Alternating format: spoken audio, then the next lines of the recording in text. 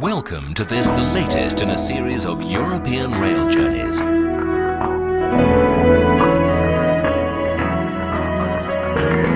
this program, we go to the center of Europe, to Germany.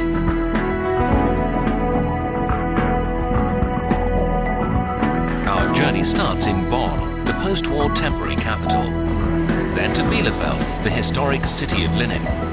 East to Hanover, a mighty city of commerce and culture. On to Magdeburg, isolated for more than 30 years behind the Iron Curtain, and ending in Berlin, the new exuberant capital of a reunited Germany. We'll stroll the colourful street markets to see the hands-on approach to shopping. Try it before you buy it. High-tech approach, low-tech product. In this Bonn market, you'll get anything from a handcrafted puppet to a work of art. We'll scale some of Germany's most historic landmarks, like this one at Bielefeld, for a glimpse into the past and views of unparalleled beauty.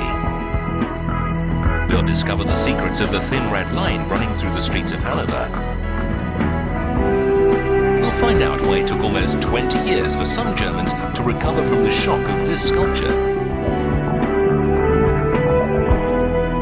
In the former East German city of Magdeburg, we'll seek inspiration and tranquility within one of the country's most magnificent cathedrals.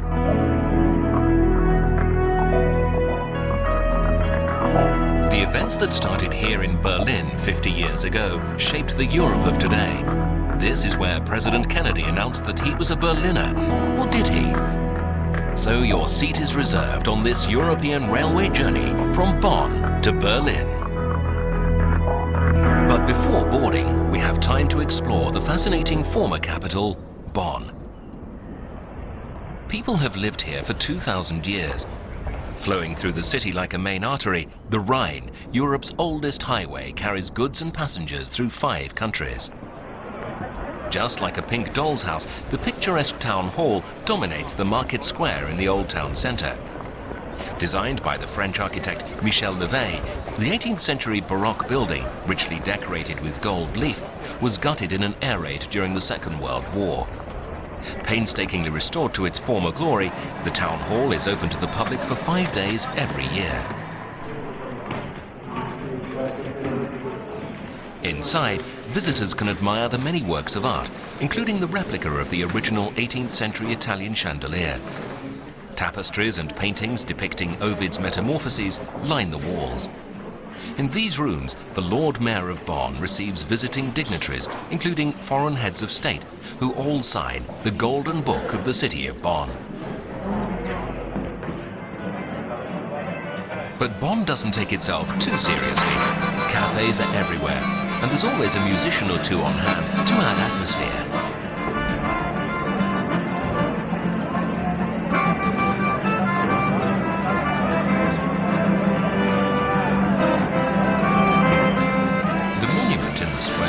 Reminder of the town's links with the past. The Romans settled this part of Rhineland 2,000 years ago, calling it Castra Bonensia.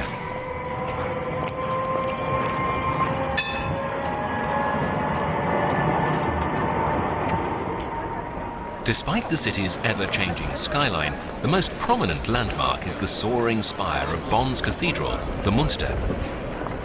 The 900-year-old classic Romanesque-style building is recognized as one of the most significant examples of medieval church architecture. And in the Middle Ages, it became a leading European ecclesiastical center.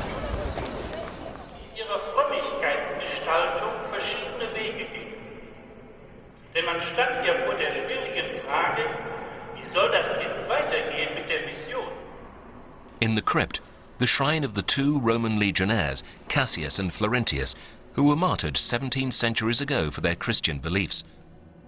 The cathedral is built on the spot where they were executed. The graves of other martyrs were also discovered under the cathedral during excavations. To visit the cloisters is to enter a world of serene tranquility, where time has no meaning and contemplation refreshes the soul. That serenity spreads beyond the cathedral portals. Even the busy market moves at a more sedate and harmonious pace.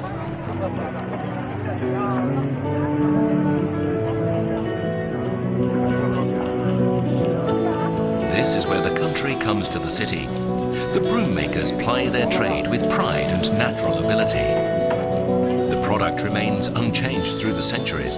It's only the customer's needs that are different, and this one seems to be looking for a broom that will fly.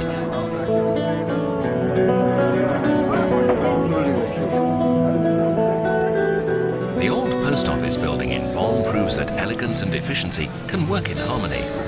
Many of the government departments will continue to be run from Bonn, although Berlin resoundingly beat the city in the vote for permanent capital of the reunited Germany. The upper house of parliament will remain here along with almost 75% of the civil servants. It will have taken more than a decade to transfer power to Berlin. Some criticize it as being just a costly political merry-go-round. And who knows? We may be watching a German Chancellor of the future enjoying a carefree childhood. Long ago, before the space age, and even before the Industrial Revolution that created Germany's wealth, every boy dreamed of being a knight in shining armor. And in the street markets of Bonn, that age of chivalry is still kept alive by the craftsmen making the traditional Teutonic wooden swords. Bonn still echoes to the sound of its most famous son, Ludwig van Beethoven, whose compositions are played with style in some of the strangest places.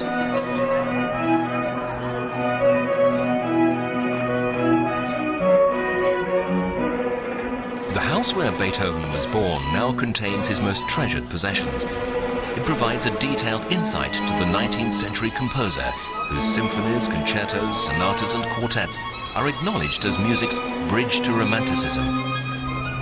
Although completely deaf in his later years, Beethoven is recognized as being the most influential of all composers. Tens of thousands of people lined the streets to mourn his death in Vienna in 1827.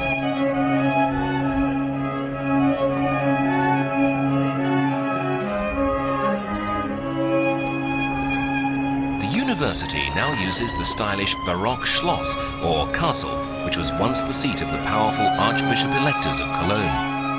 They were given the title Elector because they elected the country's kings. The open spaces of the Hofgarten are the perfect place for students to debate, to study, to contemplate, or even develop a cure for insomnia. With a large student population, Bonn has an equally large number of cyclists. Apart from being economic, it's an efficient way to get around the car-free city centre. But for some people, being on one wheel rather than two is far more entertaining.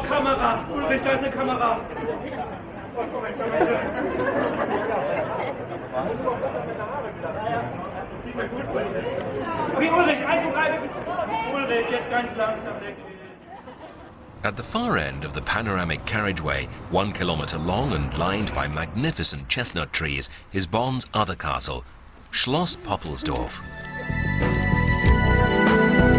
Designed by the internationally acclaimed French architect Robert Ducot as a palace for the electors.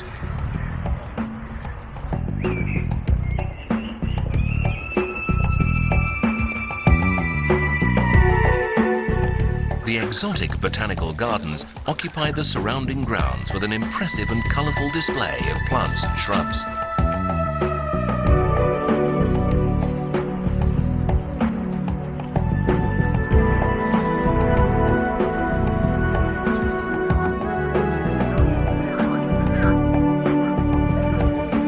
This fairy tale setting, perhaps she's seen a handsome prince, or is it really just a rowdy bullfrog savouring the warm afternoon sun? The Rhine has been a major influence on the history, culture and economy of Europe since Roman times. It is one of the most important commercial waterways of the world. Thousands of tons of goods are carried on massive barges along the river every day. Passenger boats, too, use this picturesque and ancient passage through Central Europe. The river rises high in the Swiss Alps and flows northwest for 1,300 kilometers to the Netherlands, then out into the North Sea.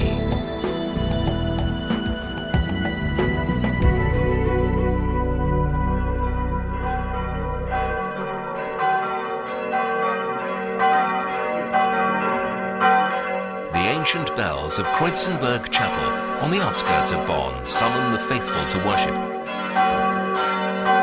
It's no accident that the chapel is built on high ground. It was a place of pilgrimage, and the exertion required to reach it was considered good for the soul.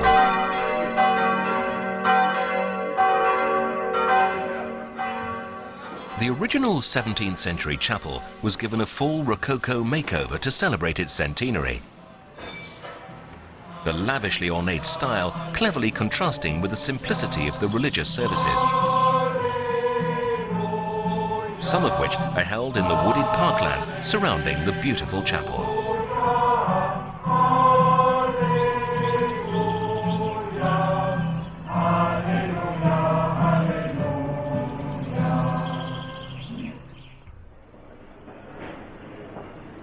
But we must be on our way.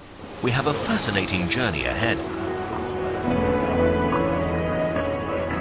To avoid problems, it's advisable to book your seat in advance, and seat reservations are essential on long-distance services.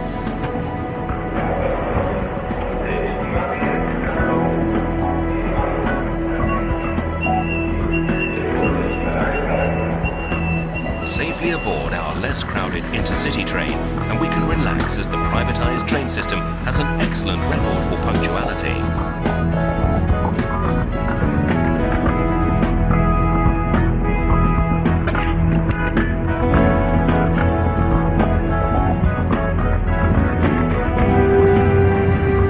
We're heading north from Bonn through Westphalia to Bielefeld on the edge of the Teutoburg forest. It's a journey of 175 kilometers. There are dining cars on all long-distance trains. What did we say about booking a seat in advance? It's essential in first class, where seating is more comfortable and spacious.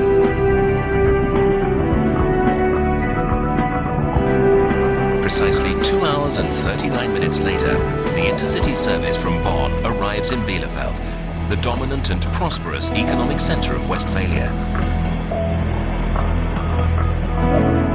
Bielefeld describes itself to the visitor as nature and city in harmony, where outreaches of the forest spread throughout the built-up areas of a community that can trace its proud history back 600 years. Trams are an inexpensive and convenient way to travel around the city. Visitors can purchase a ticket valid for up to 3 days for unlimited travel within the city centre, and free admission to many of the galleries and museums. But there's no better way to explore than by foot. In fact, it's the only way to reach the 16th century Gothic Cruel House, now beautifully rebuilt after being severely damaged by bombs during a wartime air raid.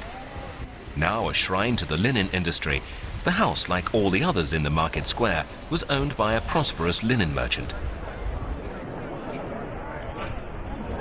The city's prosperity was founded on its domination of the linen industry 2 centuries ago. Gaining knowledge can be painful.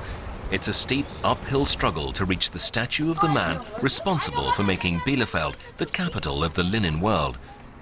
Prince Friedrich Wilhelm von Brandenburg introduced a quality control for linen, which is still in force today.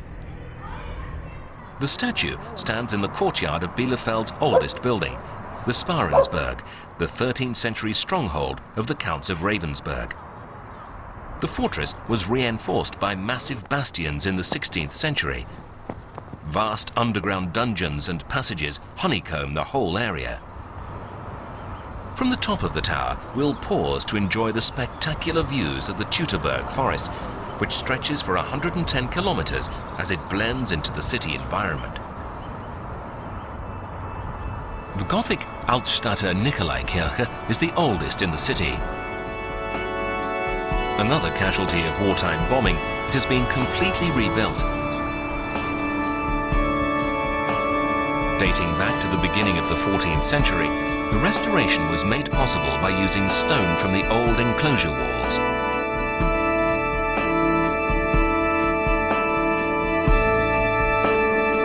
But most impressive of all is the spectacular 16th century altar from Antwerp, featuring carved and painted depictions of the Passion.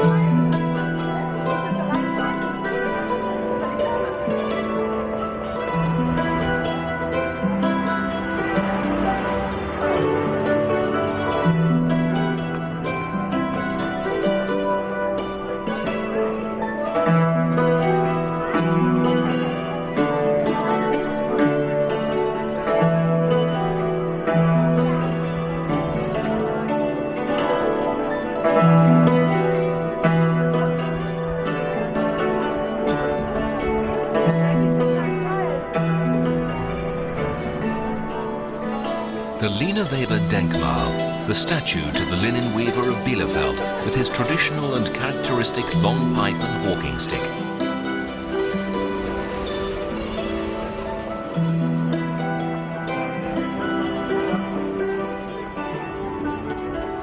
The sign of an early summer. A flock of ice cream eaters are spotted migrating back to the city centre. Some still in their winter plumage.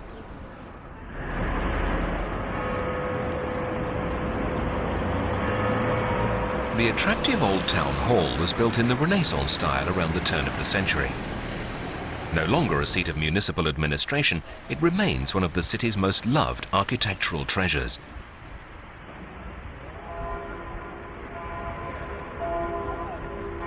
Beneath the twin spires of the Neustadter Marienkirche is a treasure trove of sacred works of art. The church contents are so valuable that it's kept locked and visitors have to get a key from the caretaker. The sheer scale of grandeur is what impresses the first-time visitor. The neo-Gothic altar with the delicate yet powerful masterpiece of the Madonna and Child with saints. The perfectly proportioned architecture. The tomb of Count Otto von Ravensburg and his wife. The gigantic suspended crucifix. Truly one of the most inspiring places of worship. But we must be on our way. The trams run under the city centre, and there's an interchange beneath the main Hauptbahnhof, or railway station. Here, local trains connect with the mainline intercity services. Nächste Reisemöglichkeit wäre eine Express nach Hannover über Prag, Erfurt, Höhne,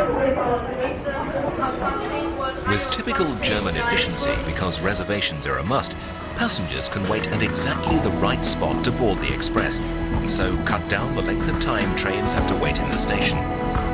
Of course, all this precision can lead to great stress amongst the staff.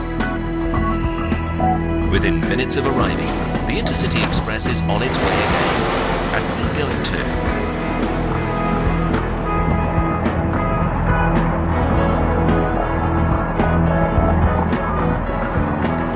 This leg of our journey is a short one, 60 kilometers over the fertile plains to Hanover, the state capital of Lower Saxony, and the ancestral home of the British monarchy. The high-speed expresses are quiet and comfortable, no matter whether you're travelling first or second class. European rail passes, including Eurail and Interrail, are accepted throughout, but there may be supplements and conditions.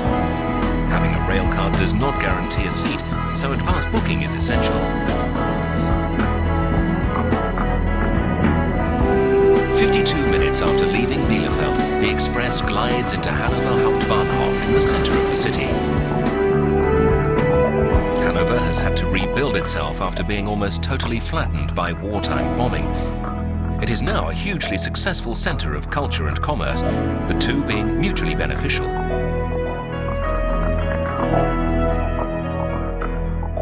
The red thread leads visitors to the most interesting places, old and new. But shh, is that the Von Trapp children?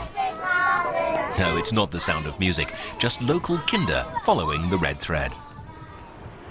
First stop, the magnificent neoclassical opera house built by the Royal Master of Works, George Ludwig Laves. On the balcony, statues to Europe's 12 greatest playwrights and composers. Like so many of North Germany's city buildings, this was reduced to rubble in the war and has risen from the ruins to become one of the world's great opera houses. In an attempt to make the city even brighter, works are regularly commissioned from leading sculptors. Thick medieval walls once surrounded the city to repel would-be invaders, but now they're a fascinating attraction to the modern-day invader, the tourist. 4 times a day, the bells toll in the shell of what was once the thriving and prosperous church of St. Giles, but the congregation's long gone. So have the stained glass windows and the roof. The 7-man stone is all that is left, a memorial to the band of brave citizens who sacrificed their lives to save Hanover from the Duke of Brunswick in 1490.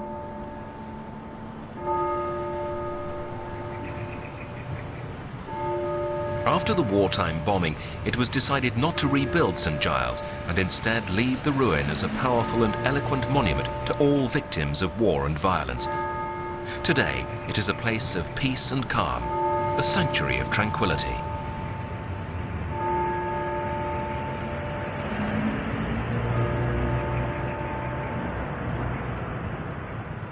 The town hall in Hanover was opened in 1913 by Emperor Wilhelm II, reflecting the pomp and circumstance of heavy German bureaucracy in the early 20th century. The vast building was constructed on a raft of 6,000 beechwood piles driven into the ground, then covered by a thick layer of concrete. If it's flimsy, it has no place in the town hall. Follow the red thread, so it's all right to go inside the building. And we're going all the way to the top, but in a lift traveling diagonally instead of vertically. The town hall has become a major tourist attraction in the past decade, and this is one of the main reasons why. The views from the top of the dome are breathtaking, quite literally, for at this height there is usually a significant breeze. In this rebuilt city, the old and new exist in perfect harmony, and that applies to the people as well as the buildings. The river Leine flows out from under Karmarstrasse, where once the waterworks stood. The masks of the river gods used to adorn the building.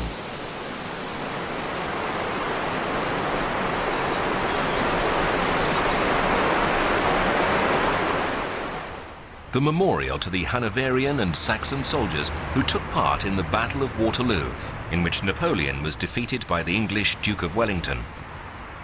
The column was yet another public construction by George Laves. The fountain commemorates an extremely wealthy 17th century merchant, Johann Duvet, who donated much to the church and even paid for an orphanage. He went bankrupt lending money to the King of Denmark. The Hanoverians so admired the elegance of Italian bridges that in 1686 they had a Venetian build one across the river to the Leine Palace, now the state parliament. Follow the red thread. Follow the red thread. Follow the red thread. It was all meant to be in good fun, but the citizens were not amused by these sculptures, the nanas, especially when they found out that the city fathers had paid almost $1 million for this experiment in street art.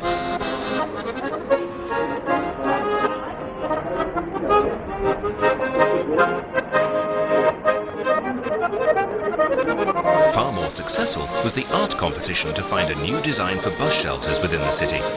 Artists from around the world submitted their revolutionary ideas. This one, the Friedrichswall, was erected in 1994 and is one of 9 throughout the city.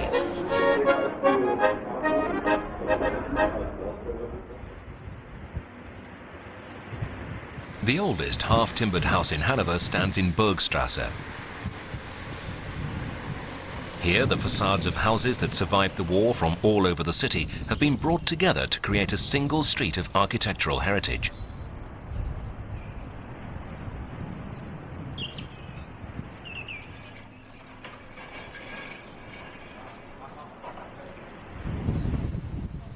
This was the magnificent home of one of the greatest minds of the 18th century, Gottfried Wilhelm Leibniz.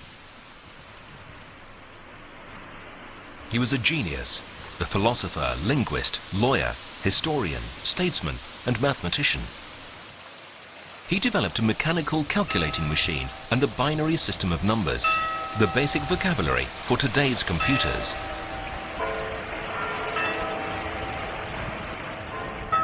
The spire of the market church should have been double the height, but the builders got fed up and ran out of money. Above the main doorway of the 14th century church are ornate carvings depicting St. George's victory over death in the form of an evil fire-breathing dragon. Yet another of Hanover's many British connections. St. George is the patron saint of England. The stark interior clearly displays the beauty of this classic example of a North German brick church. A magnificent Gothic altar was carved at the beginning of the 16th century. Amazingly, the ancient stained glass windows survived the destruction of the war.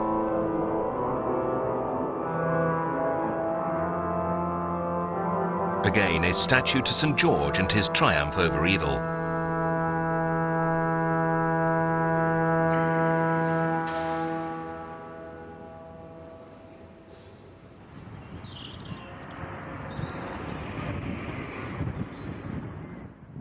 Bräuhain House, a shrine to lovers of Hanover export beer. For it was here in 1537 that a certain Cord Bräuhain brewed the first light-coloured beer that was good enough to export. Soon everyone was at it, until the town council took control by issuing brewing licenses. The modern work of art celebrates the Hanoverian medieval game of Ludersehen. Two men sit opposite each other with a sling around their necks and wooden wedges in their mouths. Each tries to pull the other one over to his side.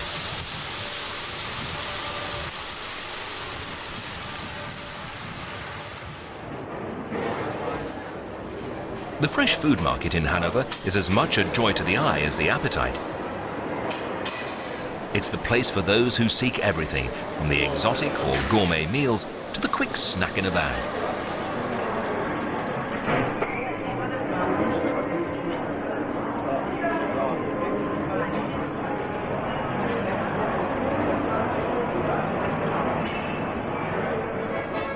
The traditional rendezvous point in Hanover is Kropke. Tradition also demands that one party is always late.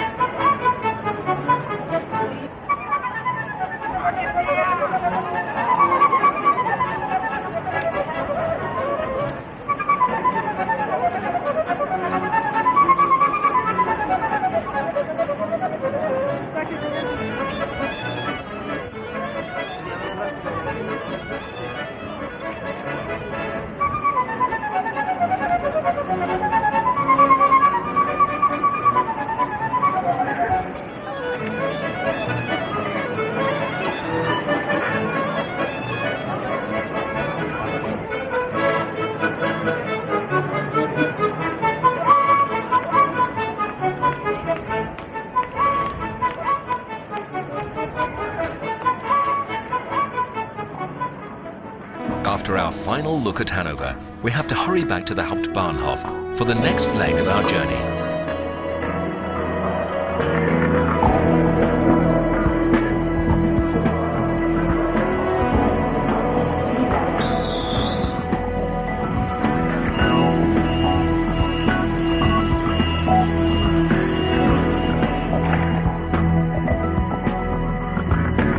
Right on time, our train draws out of the main station as we settle down to enjoy the 1.5-hour journey.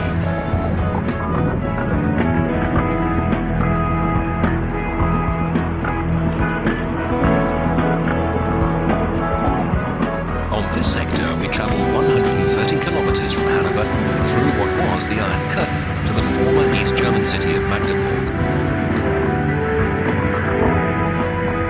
The well-designed blend of modern urban living and cultivated landscapes are in sharp contrast to what lies beyond. Here, buildings are plain and monotonous, the landscape functional and without relief. Magdeburg, an important rail junction where trains from the Baltic cities in the north link up with the east-west services.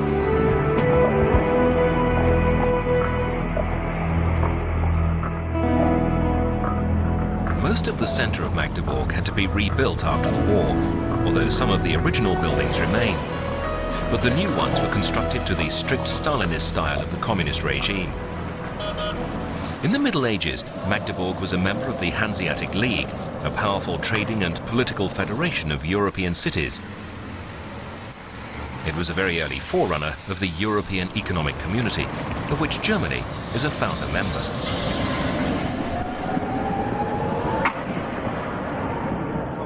Nein, das schadet nicht nur eine Freundlichkeit, eine Barmherzigkeit. At this rally, people are being urged to vote for members of the European Parliament.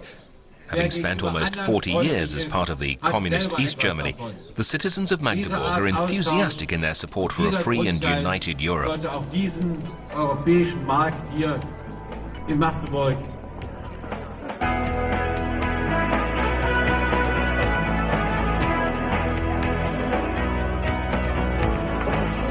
The city's history has been dogged by ill fortune.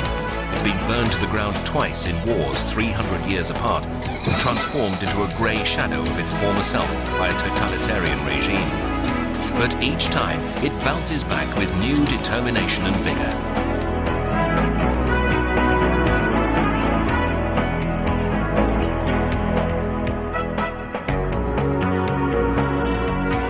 Excitement is almost at fever pitch, and they're not waiting for a pop star, they're waiting to go inside the town hall. Restored to its full Baroque splendour, the town hall boasts a display of stone plaques and carvings depicting characters and scenes from the city's history. The children have to identify the plaques and describe their association with the history of the city. The machine used to clean households throughout the world could easily have been called an Otto van Guericke, for it was he who discovered the power of vacuum in the 17th century. He demonstrated that two halves of a metal sphere could not be separated once the air had been extracted from within. The Magdalena Chapel was named after the neighbouring convent. Built in 1315, it has remained intact through times of strife and is one of Magdeburg's most outstanding sacred historical buildings. Once it was one of the most fortified cities in Europe. The town walls lead to a promenade commissioned by Prince Leopold in 1720. From here, the views are memorable. Rising in the Czech Republic, the River Elbe flows 11,000 kilometers to the sea. Built in 1840, the Hubbrücke, a railway bridge over the Elbe, only carries pedestrians and cyclists now. It was originally a jointed rail bridge that could rotate to allow tall ships unrestricted passage up the river.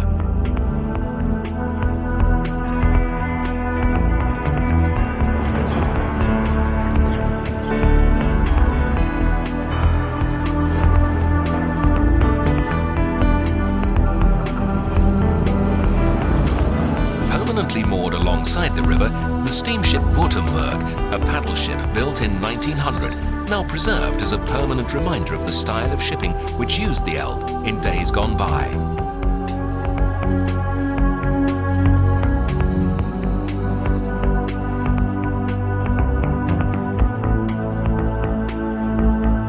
Not so gloriously preserved is a casualty of recent history, the huge rail yards at Magdeburg. Once a vast junction for goods being transported to and from the west, it is now surplus to requirement. Against the odds, nature tries to reclaim this abandoned corner.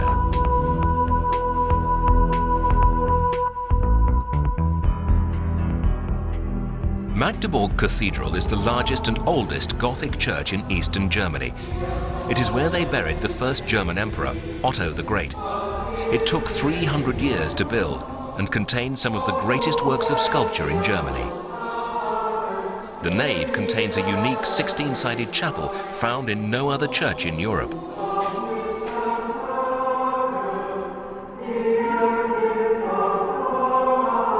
The cathedral is a centre for the promotion of world peace.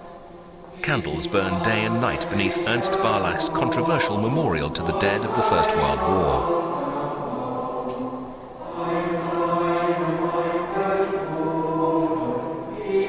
The 13th century carving of Madonna and Child, known as the Black Madonna, is believed to have the power to work miracles. The tomb of the founder of the cathedral, Otto the Great.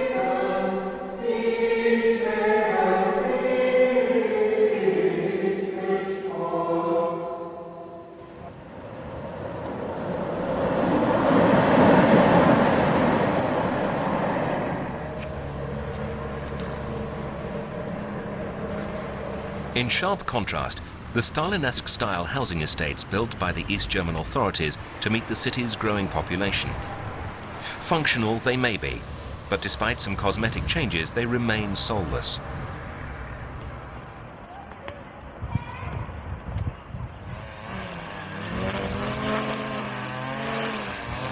The new united Germany has its fair share of economic problems, so deprivation and hardship are not necessarily a thing of the past. The one thing guaranteed to excite any red-blooded German, east or west, is the sight and smell of bratwurst, the delicious, fulsome German sausage. Covered in mustard, the taste obliterates all other thoughts. He's sure his wife is somewhere, but hey, who cares? He's a man with a bratwurst. Unfortunately, we can't join them. We're on our way again, back to the main station.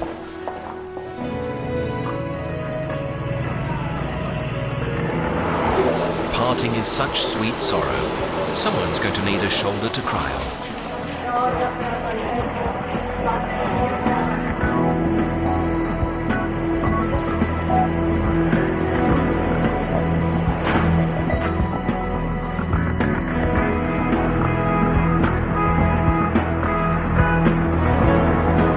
Leaving Magdeburg, we're on the final leg of our journey to one of the truly great cities of the world.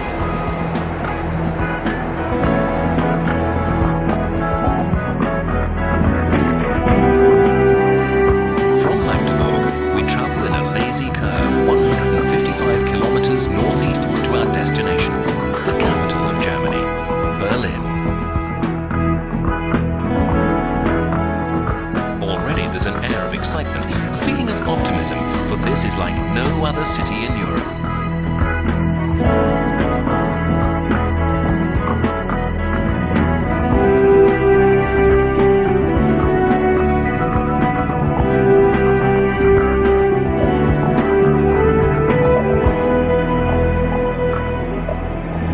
The Bahnhof Zoo, journey's end in what used to be West Berlin.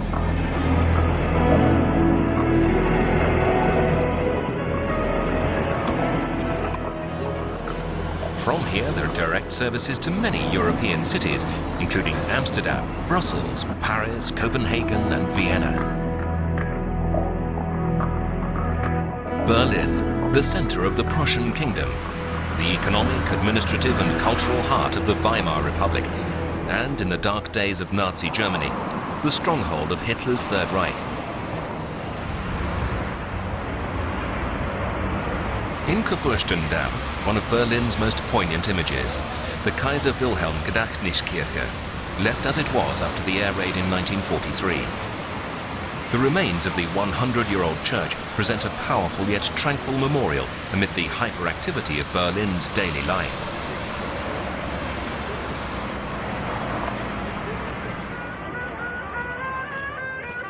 Berlin's golden days were in the 1920s.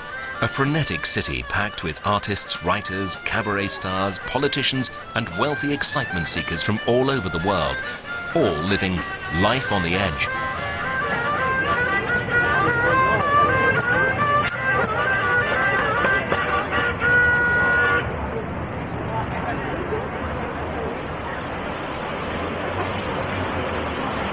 The World Fountain was built in the 80s at the height of the Cold War as a political statement.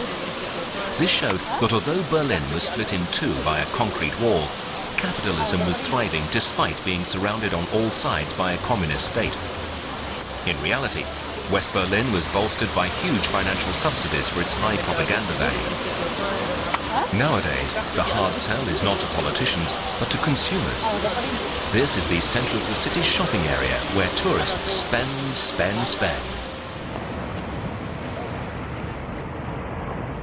Poised like prehistoric birds guarding their young, the cranes of Berlin herald a new era, while the tourists stick to marveling at the sights of the past, and fewer are more impressive than the Brandenburg Gate.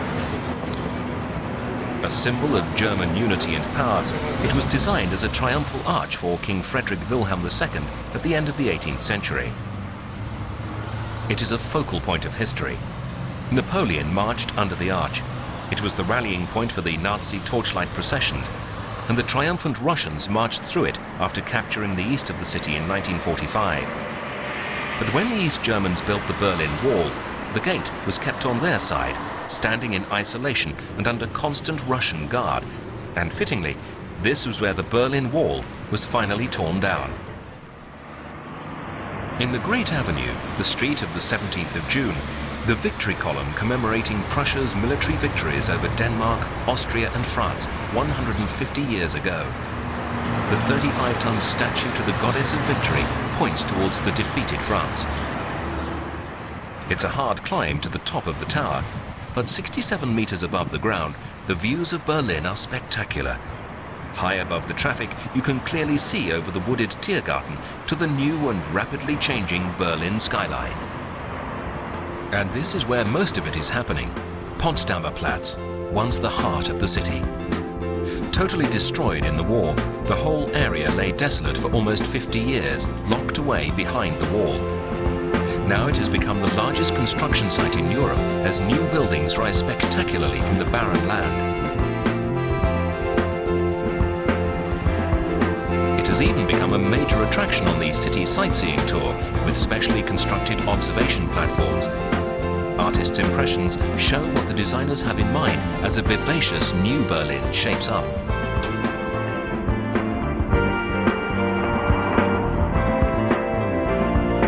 An amazing 15 million cubic meters of earth have had to be moved to make way for the new buildings. Soon the site of Hitler's bunker will be obliterated forever. Here the Führer spent his last days issuing orders as above him the final decisive Battle of Berlin raged. He shot himself here on the 30th of April 1945. Described by its critics as the height of decadence, Berlin's cathedral was built at the turn of the 20th century.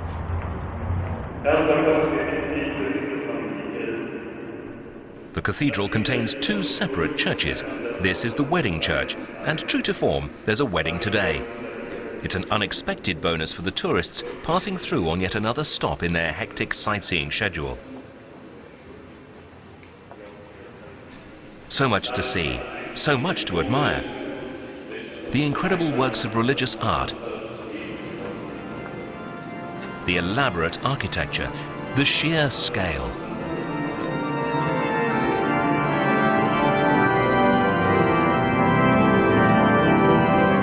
As if to symbolize the new era of hope and unity, this Berlin couple, Heidi and Walter, start their married life in a city full of promise.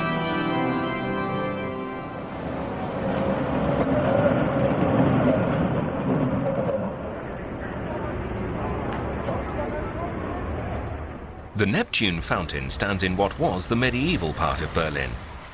Built in the 1890s, it is modelled on Bernini's masterpiece in Rome.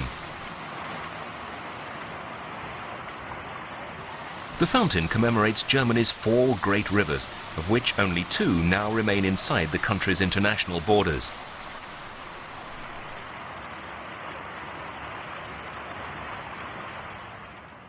The Soviet War Memorial marks the spot where the Russian troops ended their wartime advance through Berlin and honors the fallen soldiers of the Red Army. Built from the marble of Hitler's destroyed headquarters, it is flanked by the first 2 Russian tanks to fight their way into the city. Ironically, when the wall divided the city, the memorial was not on the Russian side.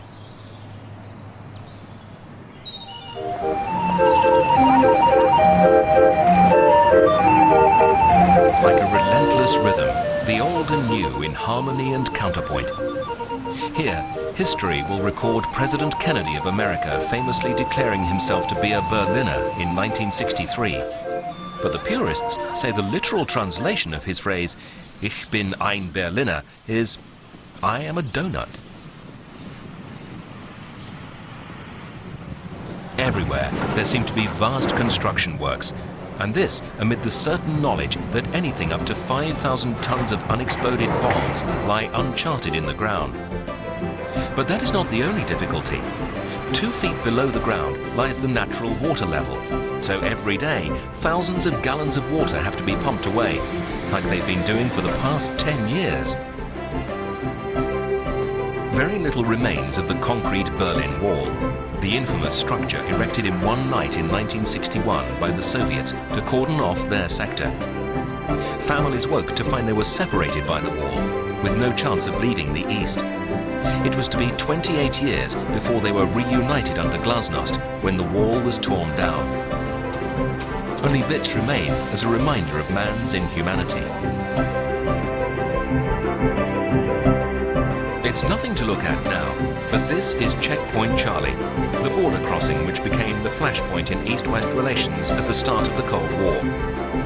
For almost 2 days, the world held its breath and watched as a Russian tank and an American tank faced each other barrel to barrel, neither side prepared to be the first to back down.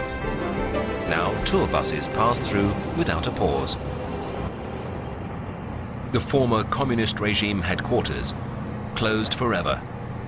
And how long will the 30-year-old East Berlin TV tower continue to dominate the skyline? Finally, now restored to its former architectural and political glory, the heart of German democracy, the Reichstag, the parliament. This is where it all started, with the suspicious fire that led Hitler to declare exceptional powers to save the country from itself. The rest, as they say, is history. What better place to end our journey through a country that is struggling to regain its identity, to build itself a future with one eye on the past? The Parliament building is once again the centre of political life in a reunited country. In the first 5 days after the building was reopened, 150,000 people passed through its doors.